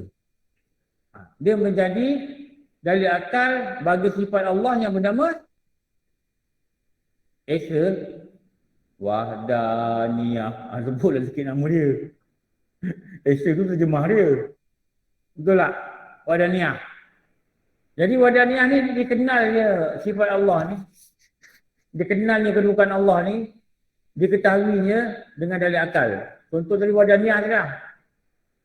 Tak mungkin Allah ni dua.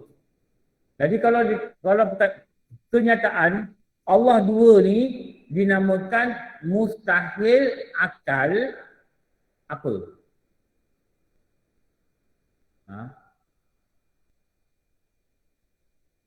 Mengatakan Allah itu dua tu mustahil akal? Berbilang-bilang. Mustahil akal apa? Nazari. Kalau dua campur dua, jadi 5. Mustahil akal? Daruri. Allah makcik, soalan ni ingat makcik. Daruri. Saya lebih muda daripada arwah bapa saya. Tahu? Bapa saya hidup, saya hidup. Saya lebih muda daripada bapa saya. Itu wajib akal daruri. Saya lebih tua daripada bapa saya satu hari. Itu mustahil akal laruri. Tak payah fikir pun boleh setuju. Betul tak? Tak mungkin. Allah itu tak boleh dua. Allah itu esa, satu. Itu wajib akal. Wajib akal. Sorry. Sorry. Oh, yang mesti. Kenapa dia tak dapat? Sampai bila nak dapat itu wajib akal nazari. Kenapa nazari? Dia memerlukan fikir dan memerlukan bahas, memerlukan hujah untuk diberi faham. Itu nama dia nazar. Itu nazar tu. Dia memerlukan pemerhatian. Jadi kalau kita kata Allah dua, mana dua pula? Kalau dua kan begini tak mungkin. Allah kata banjir. Tuhan kata banjir. Tuhan ni kata tak banjir. Tak mungkin. Mana boleh itu, betul tak? Bercanggah lah. Tuhan nak jadikan seorang manusia ni perempuan. Tuhan yang lagi kata lelaki. Oh, susah lah begitu. Jadi mustahil. Tapi memerlukan pemikiran yang tadi. Bila memerlukan pemikiran yang tadi tu, menyebabkan apa? Dinamakan dia, itu adalah dalil akal nazari. Pening ke? Wah, ini boleh. Besok minggu depan hari ni boleh jawab Minggu depan tanya yang mana tak dan 6 hari kan. Masak asam pedas, masak lauk kari, buat kek. Beg tak buka-buka. Kalau beli kari pak, naik lupa makan, minggu depan boleh jumpa. Oh, bila pula aku beli kari pak kau minggu depan. Itu tak dapat tak?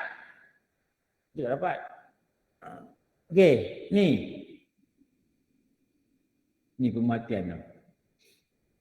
Kalau makin banyak tauhid kita belajar kan, nanti makin faham kita. Okey.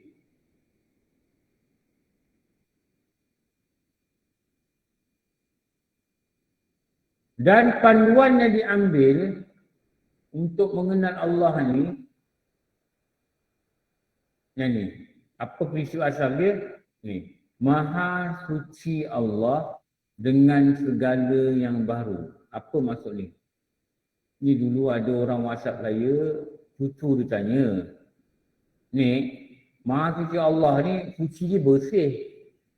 Cucu dia umur 10 tahun, dia kata suci ni bersih. Maknanya Allah ni dia bersih ke? Dia pakai baju putih, tak ada kotor, badan dia bersih, nampak? Dia tak faham. Suci ni maksud apa? Tidak berkait dia, tidak sama dia, tidak sepadan dia, ini suci. Tidak sekanding dia, tidak macam benda lain dia, tidak sama macam satu perkara dia dengan yang baru. Yang baru ni apa? Makhluk. Maknanya memuliakan Allah dengan membersihkan dia, dengan rupa dia, dengan perbuatan dia, dengan zat dia bersamaan dengan makhluk. Itu dia kaedah dia tu. Tak sama Allah dengan yang baru. Kalau dalam sifat 20 dia panggil apa? Mukhalafatuhu ta'ala al-hawadis. Bersalahan. Salah ni hilaf. Hilaf ni mukhalafatuhu lil hawadisi. Nasi setiap minggu tapi tak dapat. Dah macam budak tadika. Nasinya hafal, faham tidak. Mukhalafah, bersalahan. Lil hawadis. Bersalahan Allah dengan setiap yang baru. Yang baru ni apa? Makhluk. Apa maksud baru? Saya beli kasut baru. Orang dah bini mati bini baru. Adakah maksud tu? Beli rumah baru. Baru ni maksudnya apa? Ada permulaan.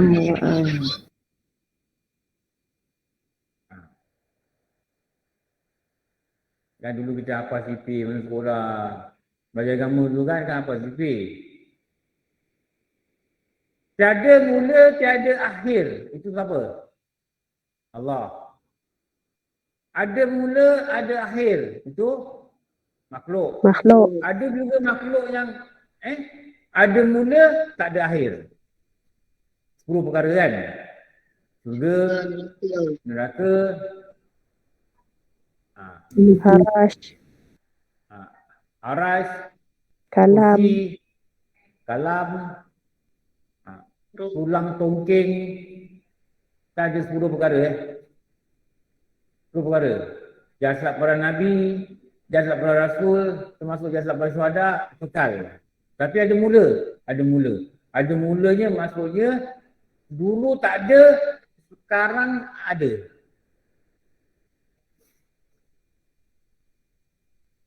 Relax, jangan pening. Tengok muka berkerut. Relax, jangan pening. Ini ilmu mengenal Allah. Jadi bila kita baca statement-statement tauhid ni yang menyuruh kita beriman, kita faham ni. Kita faham itulah. Kita kena faham itu. Maksudnya Maha Suci Allah tu subhanallah ni menafikan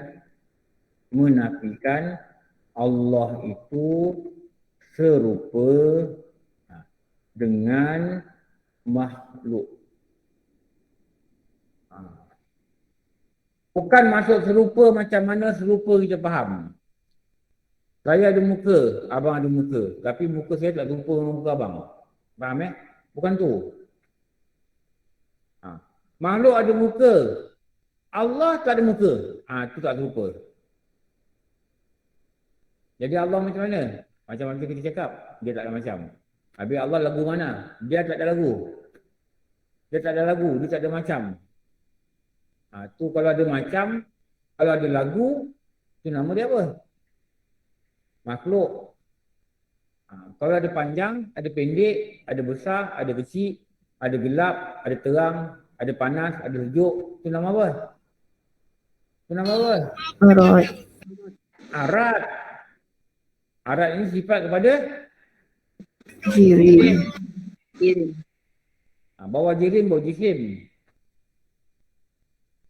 Jadi Allah ni dia bukan jirim. Dia apa? Dia adalah zat. Macam mana zat dia? Allah tahu zat dia. Jadi Allah yang mulia ni diketahui keadaan dia dengan sifat dia. Bukan tahu zat dia panjang ke pendek ke besar ke bulat ke tinggi ke, bukan. Itu sifat kepada jirim. Sifat Allah adalah sifat.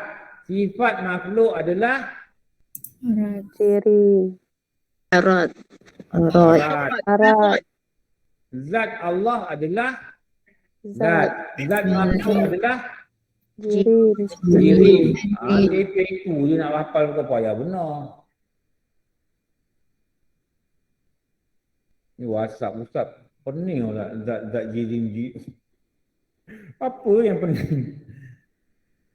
Saya tak faham. Minta dengan Allah. Ya Allah, beri aku faham. Kenapa? Orang yang faham pada agama, belajar agama, itu tanda Allah nak bagi dia jadi orang baik. Itu tanda lah. Maknanya kena usaha nak faham. Kena ada usaha sikit. Jangan putus asa. Dengar sekali zat, sifat, apa, tak payah belajar. Itu tak boleh. Kita tak ada pilihan, kita kena faham juga. Dan kalau dengar sekali, macam saya cakap lah, dengar sekali memang tak faham. Betul. Tapi ada orang sekali dengar dia faham. Dia ikut kekuatan akal kita lah. Ada orang akal dia kuat. Ada orang akal dia al-lembab. Lembab. Ada orang akal dia al-benak. Benak, tengok muka, faham? Diam. Faham? Macam orang ambil gambar lah. Freestyle.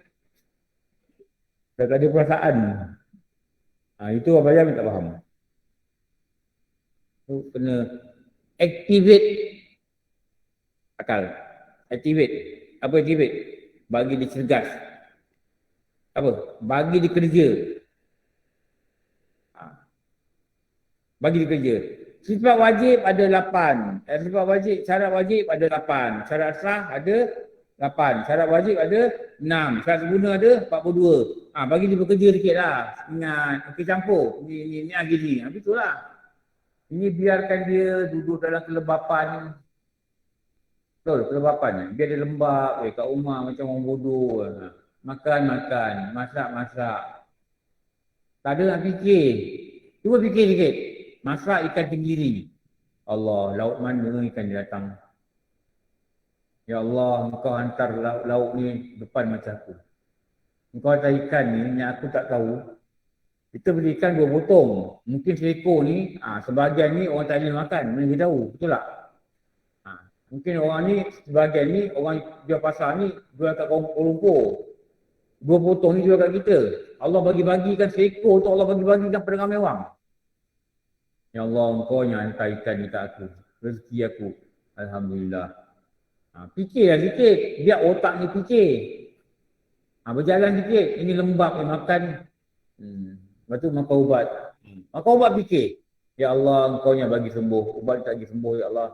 Tapi aku ikhtiar. Moga-moga engkau beri aku sembuh. Otak fikir sikit ni makan ubat. Ngantuk, ambil batang peluk. Tidur. Dan macam batang pinang yang betul. Itu batang pinang ni. Langsung tak nak fikir apa-apa. Tak ada nazar langsung pada dia. Tak ada mood tau. Tak ada mood. Orang tanya, Kalimah apa khabar? Dia jawab je. IK. Kalau kata baik pun tak nak. Kata rumah, K. Dia jawab K. Okey pun tak cakap. Itu pun lepas 3 hari. Lama jadi gitulah. Hidup ni macam gitu. Nanti datang benda tak baik yang murung macam gitu. Activate yourself lah. Okey. Menafikan Allah itu serupa dengan makhluk. Serupa dengan makhluk dan menafikan Allah memiliki sifat Kekurangan. Jadi kita fahamlah statement. Statement ni apa? Jangan WhatsApp saya, Ustaz kenapa statement apa? Kata ada degree. Statement apa? Fakta, kenyataan. Inilah fakta ni lah ni. Kenyataan ni lah, fakta ni lah yang disuruh kita iktifat. Yakin tunggu-tunggu. Allah ni tak boleh bicara zat dia, tapi bicara sifat dia untuk kenal dia. Dan untuk menguatkan, mengenal Allah dengan sifat ni, mestilah mempunyai dalil. Dan dalil itu terbagi 2. Itu dalil akal dan nakal tu. Okey.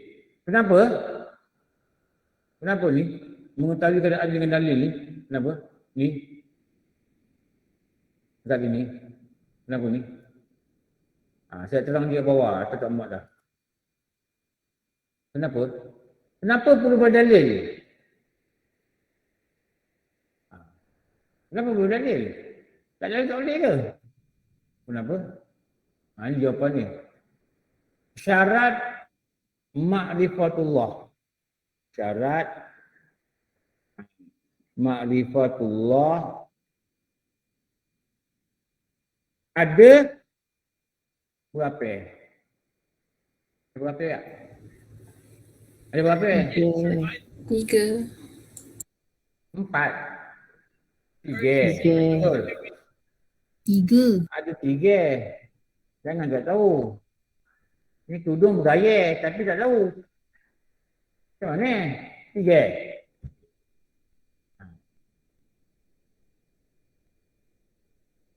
Misalnya aku pancit dari kereta dia kan boleh tahu. Pancit dan naik grab lah balik. Ada 3. Apa 3? 1. Yakin dengan jazam. Jangan tanya lagi jazam lah. Dia cakap jazam ni lah. Tak penat cakap jazam ni. 2. tepat dengan Yang sebenar. bil haq, dengan yang sebenar, haknya hak, tepat dengan yang hak. Maknanya benda yang dia yakin ni mesti betul lah dengan yang sebenar. Kalau yakin benda tak betul, tak boleh juga. Nombor 3, an, dalam bahasa Arab kata an Dalil. dalil. Ini an dalil. Dengan dalil. Barulah orang itu dikata kenal dia akan Allah. Yakin. Allah ni dia tak ada sifat kurangan. Yakin. Dia ada sifat kesempurnaan. Yakin. Wujud dia ni wujud hakiki. Wujud dia ni tak siapa ciptakan dia. Wujud dia ni sejak azali. Wujud dia ni hidam. Tak ada permulaan. Sedia. Wujud dia ni tak boleh binasa. Baqa. Allah ni mukhalafatul awadid. Allah ni qiyamu binafsi. Boleh sifat tu lah. Apa dalil? Ini dalil. Perlukan yakin penuh. Tak ada ragu-ragu buat sedikit. Itu nama dia. Yakin dengan jazam. Tepat dengan sebenar. Dan dengan dalil. Maknanya apa yang kita yakin itu adalah dalil. Jadi bila kita kata beriman pada Allah ni, sebab tu kita bagi sebab 20. Kita ambil dalil ni. Kalau boleh hafal lagi bagus lah. Kalau tak hafal pun kau kita tahu dia ada dalil lagi ni. Dalil ini sama ada dari segi akal dan dari segi nakal. Okey boleh Boleh lah Taklah susah sangat. Tapi tak mudah jugalah. Tak susah tapi tak mudah. Kalau belajar sambil lewa memang tak dapat. Kalau belajar online sambil dengar pergi buat tumbuk lesung buat nasi goreng. Tung tak dapat. Pasang handphone sini pergi basuh kain. Tak dapat. Duduk depan ni pun muka buka kerut. Kat rumah sambil basuh kain dapat ke belajar? Tak dapat. Tak dapat. Itu kita kena ada penumpuan. Kita ada tumpu tu yang memasukkan ilmu. Okey. Dan harus apa? Boleh zatnya dilihat oleh segalanya baru, oleh manusia, oleh makhluk. Boleh lihat. Dengan mata kepala boleh lihat. Di akhirat. Dunia tak. Akhirat harus. Bagi orang yang masuk surga. Itu Anas bin Malik tanya apa? Macam mana kita tengok Tuhan nanti ya Allah? Apa ya wahai Rasulullah? Rasulullah kata, wahai Anas, kau tengok bulan mengambang. Kau tengok jelas tak bulan mengambang tu? Jelas. Itulah jelas nanti kau lihat Allah. Bukan Allah tu macam bulan, tak. Yang dia nak kata tu jelas ni tu, dilihat dengan mata tu jelas, tetapi tidak melihat bagaimana melihat yang baru. Macam tengok orang, tengok bangunan, tak. Macam mana? Nanti kat akhirat nanti, moga Allah rezeki kita masuk surga dengan rahmat dia. Waktu tu nikmat paling besar ialah melihat Allah. Tu guru-guru cakap. Di akhirat, nikmat yang paling bahagia ialah melihat zat Allah. Di dunia, nikmat yang paling bahagia bila apa? Mengenal Allah. Mengenal Allah. Bila apa? Mengenal Allah. Dapat makan asam pedas. Mengenal Allah. Ulama kata gitu. Di dunia ni nikmat yang paling indah bila kita kenal Allah. Ni yang proses ni yang kita nak kena kenal ni. Lagi banyak kenal, muka lagi banyak ceria. Lagi banyak kenal, lagi tak ada kemurungan. Lagi banyak kenal, lagi tak ada kesenangan. Anak satu buat nangis ni. Tutup mic. Bingit dengan aku anak nangis. Macam dengar daripada buat bersalin ni. Buat ni baby nangis. Okey. Lagi banyak kenal Allah, hati lebih bahagia. Lepas tu kalau kita baca 10 mabadi, tauhid. Dah belajar kot ni, Muhammad Tauhid. Muhammad dia apa? Permulaan. Kan? Antara dia kata, apa faedah aku belajar Tauhid? Mendapat bahagia dunia akhirat. Tu perkataan tu dia kata dulu. Akak nak bahagia, akak belajar Tauhid. Fikah nak belajar juga lah. Saya semayang pun nak belajar. Belajar Tauhid. Kenal Allah. Baca. Faham. Bincang dengan suami. Bincang dengan isteri. Apa? Allah ni macam mana? Bincang. Supaya bila muzakarah, ilmu ni hidup. Hidup dalam hati kita. Dia tak mati. Dia hidup. Jadi bila dia hidup, cahaya tu hidup. Bila cahaya tu hidup, itulah cahaya bahagia bila kita kenal dengan dia. Dia apa? Itulah Allah. Ini Allah pun tak kenal. Punya macam-macam rasa. Murung lah, sedih lah, pedih lah, resah lah, gelisah lah. Kantu arah lah, dalam ketakutan lah, apa benda lah. Kenapa? Kenapa kita usahakan untuk bahagia ni apa? Kenal Allah. Kenal dia. Macam mana kenal dia? Belajar sifat-sifat dia. Bukan nak kenal dia tinggi rendah. Tak. Itu jirim. Jadi nanti dia akan bawa apa? Dia akan bawa hatinya bahagia. Kalau tak percaya, cubalah. Okey. Sebagai nikmat daripadanya, sebagai anugerah kepada yang baru. Anugerah kepada yang baru. Baru ni sifat pada makhluk. Maknanya Allah beri masuk surga ni ihsan dia. Rahmat dia. Tapi kita nak usahakan rahmat dia ni, kita kena beramal lah. Itu syurga dan neraka kan dia pernah berbalah. Syurga kata aku ni untuk orang yang begini. Allah kata wahai syurga, engkau adalah tempat orang yang aku beri rahmat. Beri rahmat. Kita datang belajar ilmu ni tempat rahmat. Allah akan hantar para malaikat mengirim rahmat pada kita. Orang masuk syurga ni dia dapat rahmat. Dia dapat rahmat. Dan neraka ni sebab apa?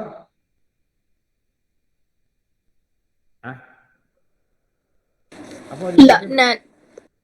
Laknat. Syurga ni tempat orang yang kena laknat.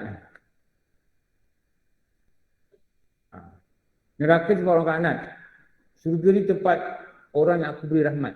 Jadi rahmat ni lawan dia laknat. Tahu? Usahakan rahmat. Macam kita katalah, Rasulullah kata apa? Mempelajari saya mengajar apa perjaya. Orang yang pemurah dekat dengan Allah, maksudnya dekat dengan rahmat Allah. Orang yang pemurah dekat dengan Allah, dekat dengan kasih sayang manusia, dekat dengan syurga, jauh dengan neraka. Al-Bakhilu. Apa Al-Bakhilu? Orang kedekut jauh dengan Allah, maksudnya jauh dengan rahmat Allah. Jauh dengan manusia, maksudnya jauh dengan kasih sayang manusia. Orang kedekut memang orang benci kan? Jauh dengan syurga, dekat dengan neraka. Itu satu pemurah, satu bakhil. Pemurah lah sikit. Bagilah tu tabung masjid pun ada. Bagilah duit kat tabung. Kalau balik kan jumpakan kawan bawa anak. Bagilah budak ni RM5 ke RM3 ke. Ni nenek bagi duit raya. Takut Covid ni boleh raya. Bagi duit raya kat kawan tu. Punya cucu. Bagi duit. Katilah pemurah. Nampak orang meniaga, nampak susah. Kereta pun buruk jual nasi lemak. Berapa kak? RM1.5. Bagi RM2. Tak boleh bayar, tak boleh lebih tak payah kak. Ambil lah hadiah. Macam itulah. Walaupun duit tak ada sangat. Kenapa? Pemurah. Tu tanda dia pemurah. Orang dia datang rumah. Ada apa kopok-kopok ni bagi lah tu. Bawa balik. Pemurah. Suka bagi hadiah kat orang. Pemurah. Dia dapat apa? Dekat dengan rahmat Allah. Dekat dengan kasih sayang manusia. Dekat dengan syurga. Jauh dari neraka. Kalau tak pemurah, Al-Bakhilu. Haji Bahil bin Lebay Kedekut. Baik tuan.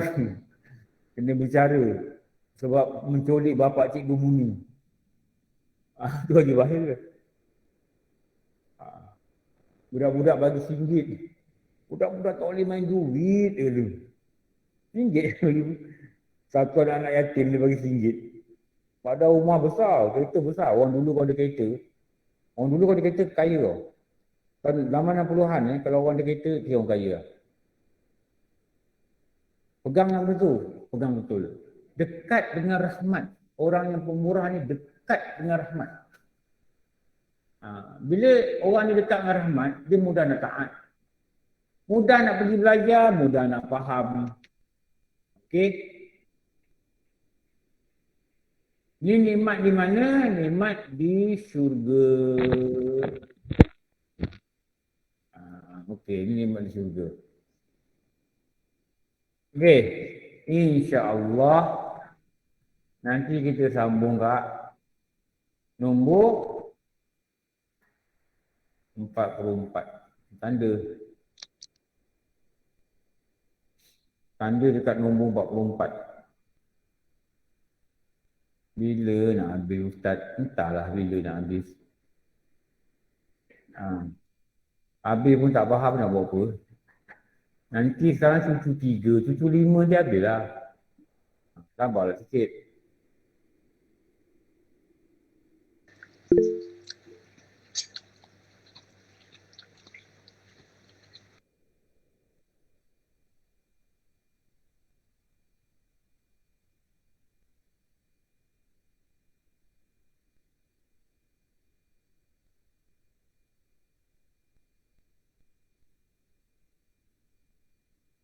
Alhamdulillah Rabbil Alamin wassalatu wassalamu ala sayyidina Maulana Muhammad wa ala alihi wa sahbihi ajma'in. Rabbana dhalamna anfusana wa illam taghfir lana wa tarhamna lakunanna minal khasirin.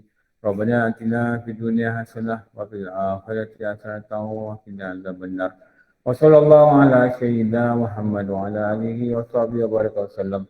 Walhamdulillah Rabbil Alamin. Apa maaf wabillahi alam. Assalamualaikum warahmatullahi wabarakatuh. Waalaikumsalam. Waalaikumsalam Ustaz. Terima kasih Ustaz. Alhamdulillah.